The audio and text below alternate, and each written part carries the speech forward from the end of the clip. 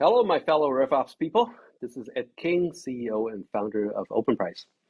Today, we're going to talk about how to measure the ROI of operationalizing the champion mover process and do it in a way that your CFO can understand. In the current economic climate we're in, especially if you work in tech, you have to justify the ROI for everything you want to do, right? The challenge for RevOps folks is to show the ROI in a way that your CFO can understand and find plausible. CFOs are number people, and they build business models for a living. So if your ROI model doesn't have the necessary rigor, it won't cut mustard with your CFO.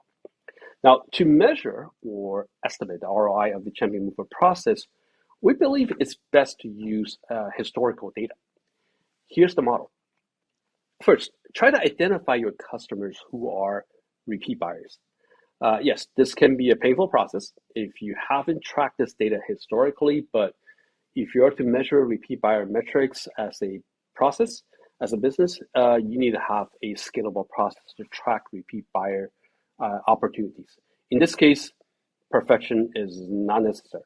All right. Second, calculate the average win rate, deal cycle, contract size, and churn rate for repeat buyer opportunities, and compare that to the general population. You should see a non-trivial difference. Here are the numbers we see at Openprise. Repeat buyer opportunities have 4 times the win rate, 40 times shorter deal cycle, and 15% bigger contract value. The third part is that if you operationalize your champion mover process, what improvement do you think you'll see with your repeat buyer ratio? How about 2%?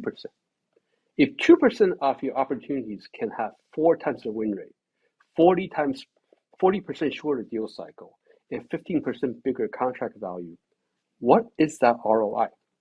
You should find that you don't need a big improvement in RBR to see a significant ROI. Keep the estimated improvement to less than 3% if you don't want your CFO to look at you funny. So this concludes our RevOps Minute series on the champion mover process.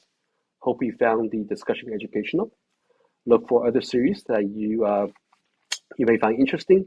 In the meantime, please share this episode with your fellow RevOps colleagues so we can all get smarter together. See you next time.